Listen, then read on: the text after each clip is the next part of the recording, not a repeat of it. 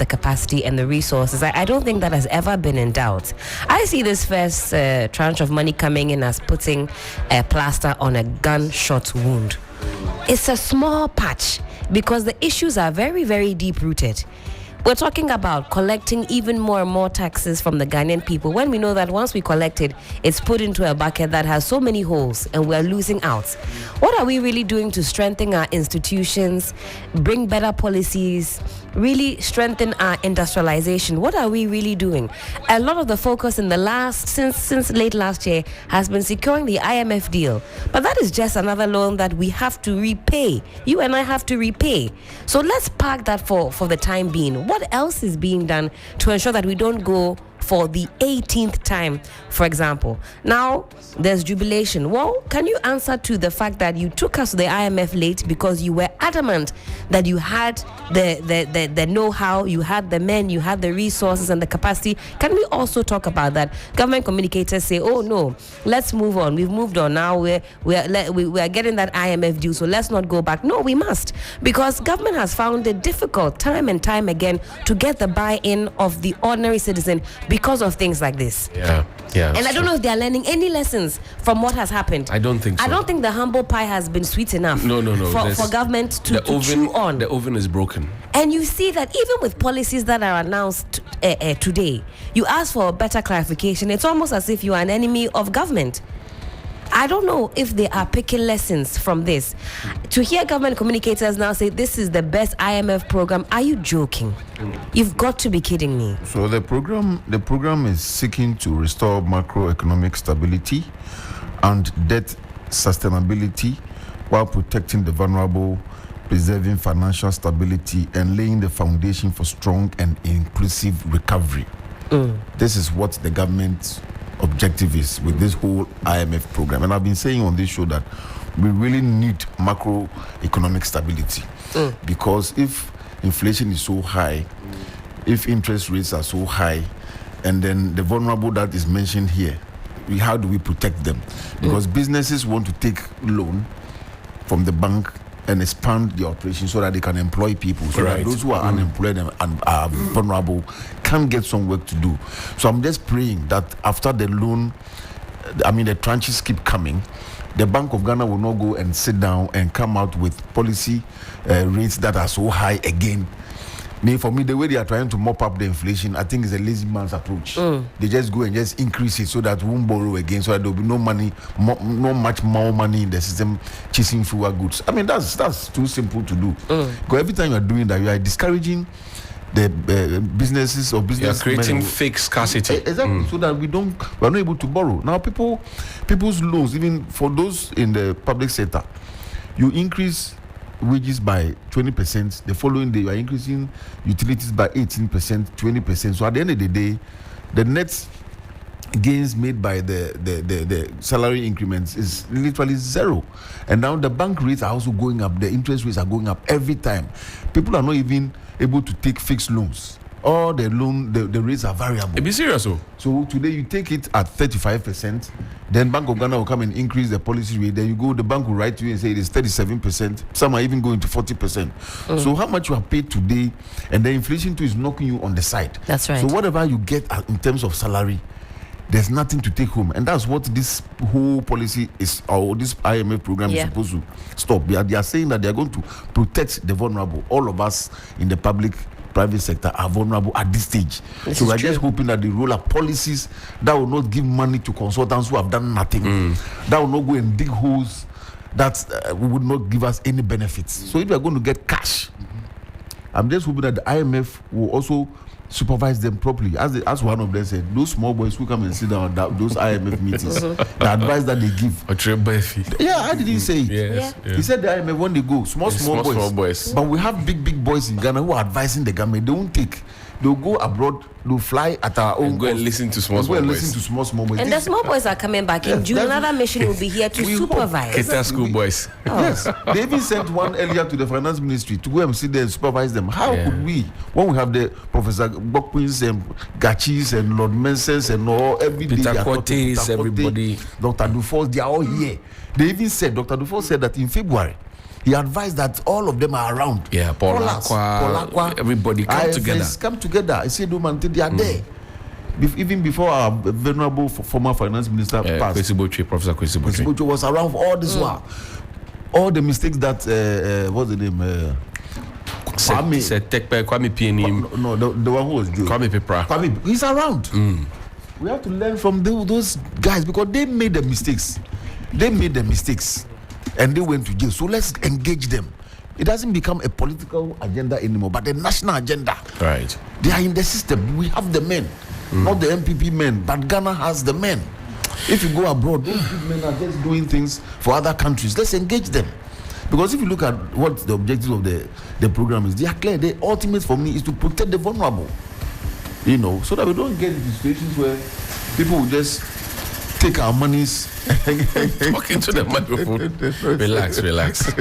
Go ahead. Anyway, so the program is clear. The objective is clear. I'm just hoping that we stick to it. And those small boys officers in the IMF, as Ochibe said, should come when they speak. We should listen. If we listen to our big men here, we should listen to the small boys. I mean, at least listen to the small boys. Well, at some point, you have to listen to the small boys. We got into the IMF. You were spending too much relative to revenues, which is true. You were borrowing too much, which is true. Your external payments position has deteriorated, which is true. And so you ended up, your growth is reducing, which is true. So you ended up at the IMF. And the IMF would impose certain conditions, which is true. And if you don't do certain things right, the anchor will not hold, which is true. So I'm not quite sure what it is that is not true that I said. But I think, unfortunately, the supporters of this government and this government itself are very reluctant to admit the truth, even when it hits them in the face. Yeah. True. Thank you about that. Well, so in July 2022, the 1st of July, former President John Mahama told President Akufo-Addo that he can only salvage the economy and the nation from this economic hardship with the help of the International Monetary Fund. He spoke at a forum in Accra on Thursday, June 30, 2022.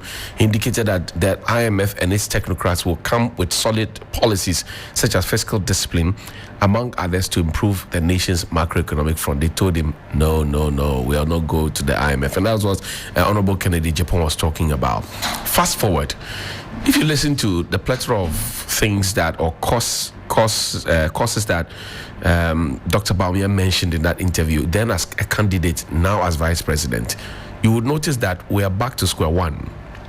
And this morning on Johnny's Bite, I put out, yesterday in fact, the basic salary of the boss of GEOC. That's 59,000 plus all the Akandia, as they say in Kumasi, when you go buy a watch, Akandia, it would give us about 79,000. That's what it takes home on a monthly basis, plus all the other things, benefit that comes along with it.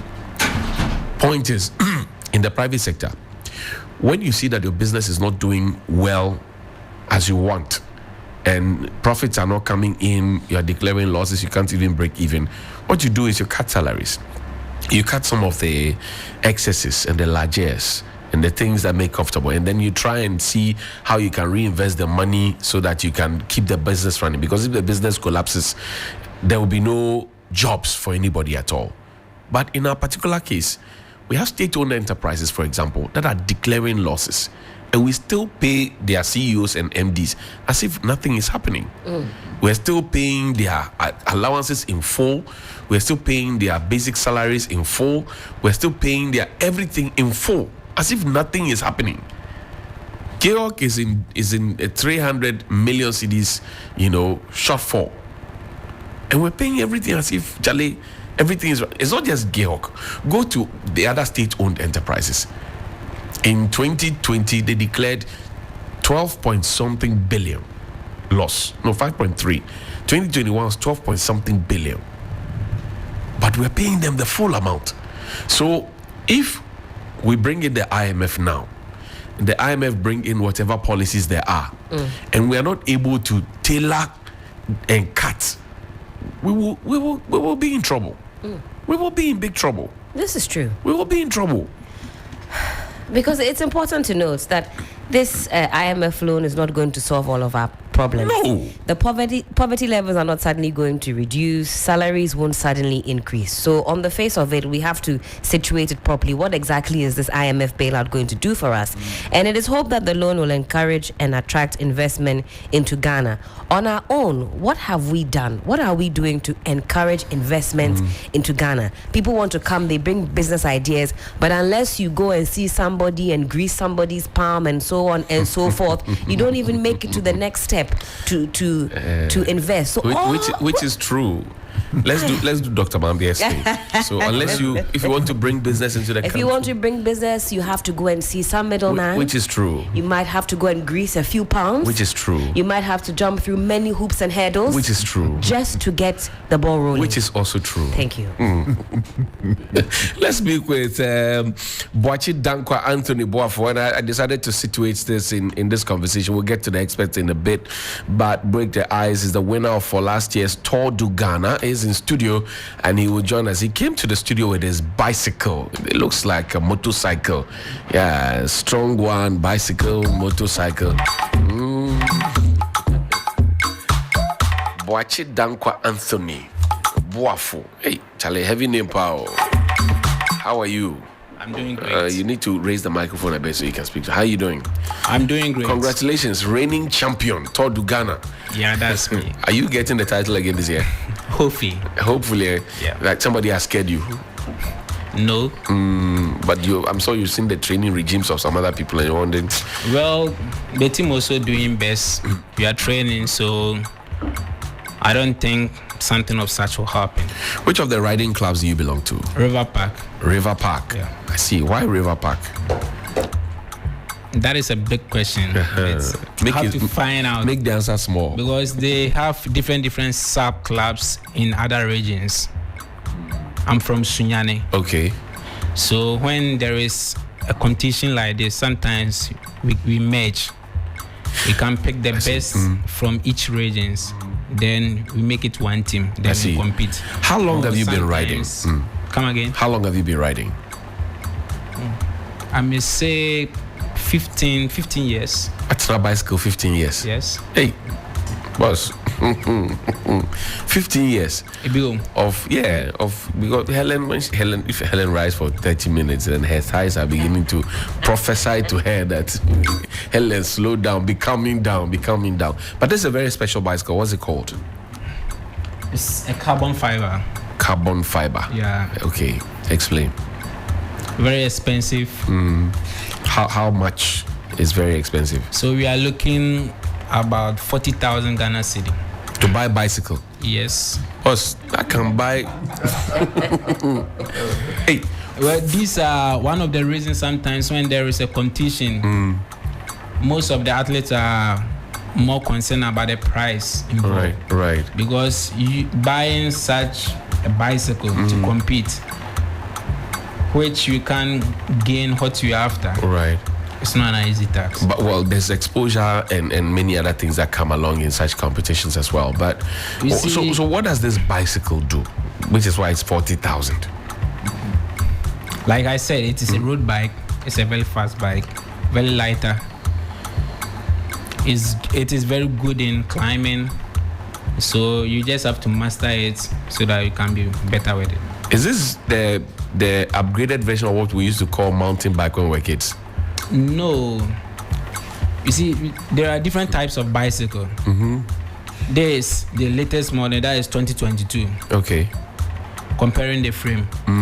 So it's a bit expensive, like as I said. You can get similar, less, but maybe the upgraded version won't be I see. like this. So we're ready for Saturday. Yes, we are. You are actually going to ride from here to the Western region and back to Cape Coast. That was what I was informed. Are you not scared? No. Why should I be? Because I've been training. What does your training regime look like? See, to be a champion, it's not an easy task. You have, like, I heard it was like the first race was 200 kilometers or Right. 204. Right. So if you want to win such an event, you have to train more than that distance. It's like 300 kilometers. Yes. Okay. So it's not an easy task at all. So you have to just train, because the more you do more endurance, the level of fatigue become higher. Then the more you are able to sustain it, it builds you. So that makes you stronger. So what time do you sleep? What time do you wake up? So if I'm preparing for competition, latest by 8 o'clock I should be asleep. You sleep at 8 p.m. Yes. And wake up at what time? Maybe 6. 6 in the morning, and you start training. What does the training include? You skip, you jog, No. push up? See, we have seasons for training. So if, let's assume you are on your off season, you can be doing some jogging, doing a lot of physical. But the moment you shift in to cycling, you have to focus on it, because when you are doing physicals, it builds you differently. When you are riding, it builds you differently. Okay. Because you need to have a lot of flexibility during cycling because of acceleration and those kind of stuff. So when you get back to cycling, it's all about cycling. Did you ever think that you were going to come to this national platform of recognition when you started riding 15 years ago? Yes, I thought, because I had some challenges back when I was young with some of my teachers in school, that is in primary. There was some arguments that you have to just focus on your studies, because in Ghana they haven't seen anybody who has ridden a bicycle that has been held like the footballers, like Mike Wilson and this kind of stuff. So I went into research and I could see there hasn't been anyone of such. So I told myself that, okay, I'm going to do it. And if you are going to do, you have to start from somewhere. And I was also having a lot of challenges with my family concerning the bike issue. So it got to certain points and they have to just leave me, because they knew that was what I like, what I would be willing to do. So they just have to support. So that was from there. A Nigerian has broken the Guinness World Record with cooking, her culinary skills. Are we to see Boakye Danquah Anthony Boafo break that record and put Ghana on the map, on the globe, with your bicycle, your 40,000 Ghana cedis bicycle? Well, that's the motive at the moment, but Boakye can't do it alone. Okay. We need sponsors to be sponsoring. For example, events like this, if there are regular, our level of speed will also rises. Because if there is no competition, how are you going to achieve what you are determined to do? Because there is a platform, people will know what you are best at. That's right. That's right. In terms of food, what do you eat? What are you not supposed to eat? Good. Like during competition or after. Because when you are training, you need food that contain more carbohydrates. After competition, you need food. Like after training also, you need food that contains protein so that you can regain your energy back. So for me, I'm always careful with what I eat. And mostly when it's getting to competition, you have to like reduce a little weight. So there are a lot of things you have to avoid. So that like what? Like what? Like what your intake of food. Okay. You have to limit it. So that are you not scared you have that to drink a lot of water? A lot of water. Are you not scared that you say the bicycle is light and you also want to lose weight, you'll be light? You're not scared that a trailer could just ride past you and blow you off? We mostly experience those kind of things. You become so light and then it will be shaking you, but you have to control it. That is how cycling is. Your balance is important. So if you are descending like 70 kilometers, you have to know how lighter the bike can be. You have to know how you can also control it. So it's all about focus and your determination. How did it feel last year when you were crowned king of all the cyclists in Ghana? Well, it's a preparation. If you are into something, then you yourself think you are doing good, you will know. If you are not doing good, you also know. I've been preparing for this event and it's finally came. So I have no other option but to win for the team. And how did your team feel about it? They were very happy. They were all their expectations were achieved, and it was like, this is what we want. So this year we are also coming. In the top 3, how many of your team members were there? Or maybe top 10? Top 10, only me. Only you from your team? Yes. Wow. Bono and See, proud. For the second stage, they encounter a lot of problems with their bikes and some crashes. So it was only I against the whole peloton. Oh, okay. And our motive is to win. So you just have to defend what you have at that moment. So it's not about you competing against them, but defend the jersey and win at the end. Tour du Ghana Saturday will be there to support in flesh and blood. Your closing thoughts? Well, the name Tour comes with a lot of stages. So we are hoping to see more days, not necessarily maybe 2 days or a day. Because when you use a day, it's like a stage race. So if